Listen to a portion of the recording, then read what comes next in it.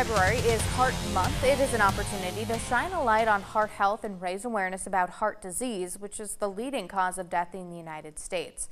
Tonight, photojournalist Dave Houck is introducing us to an Aberdeen woman who felt something just wasn't right, and the team who believed her and made sure that they checked out every possible outcome.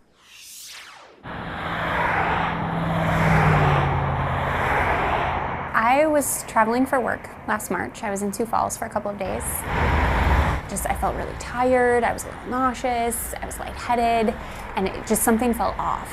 And it kind of came and went for about a day and a half, and so I thought maybe it was just anxiety. Like maybe I was just having an anxiety attack. The first day I wasn't incredibly worried. The second day I woke up and it was worse, and my chest was really hurting. And then I started to feel some pain in my right arm. And I knew at that point, there was a little voice in the back of my head saying, is there any chance that this is maybe something related to my heart? Sure, we'll get you in if you want to come back. She said she was coming back to Aberdeen, so we got her in for the appointment that day. When I saw her, hi, how are you? She just wasn't herself at all. About 2 days. Again, she looked a little bit sweaty. She had the chest pain in the office. And Tara is if you don't know her, she's a very stoic patient, and they kind of come and go. She was trying to talk me out of it, saying, I don't think that's necessary. Right, at 38 with no risk factors or family history of heart issues, anxiety seemed like that was probably more likely. Came out of the exam room and my nurse said, what? I ran it twice. Very calmly, I'm like, okay, which patient? Said, yeah, we're gonna do an EKG today, and let's just see what's going on with it. And in all honesty, the cardiologist is we don't see what we call a hot heart or any kind of emergency like that in our office. Am I really seeing the changes on this that I'm seeing? And he confirmed that it was true. Thread through the coronary artery, and you can see that the tearing. I didn't think you were having one either. That's what I said. I mean, it's in the differential. So part of that heart muscle did, die off for Tara, which makes this difficult. I had never heard of a SCAD before it happened to me. And so when the team was saying that it could potentially be that, I didn't necessarily understand what that meant. SCAD is, what the name says, it's spontaneous, so it can happen and we don't understand why. So they took the time to run that EKG and find that something was off with my heart. And so, at that point things got very real and very scary.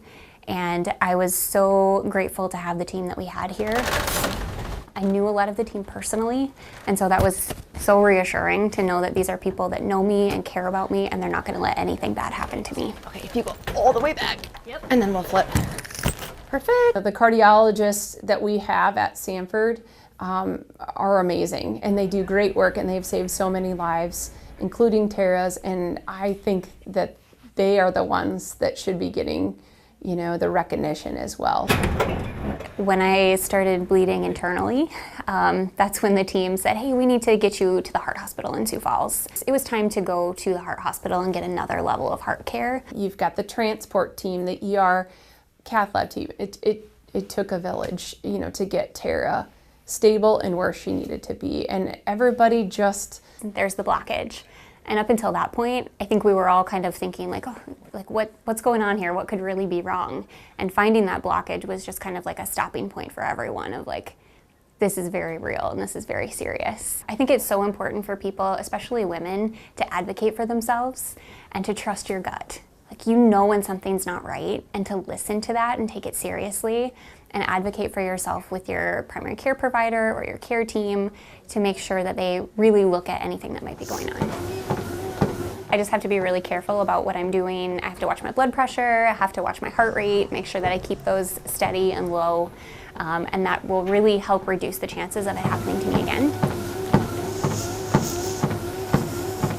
Otherwise, back to all the activities that I love, chasing my kids, being with my family, and I'm really grateful for it. And according to Tara, there's only a 2 to 3% chance this could happen again.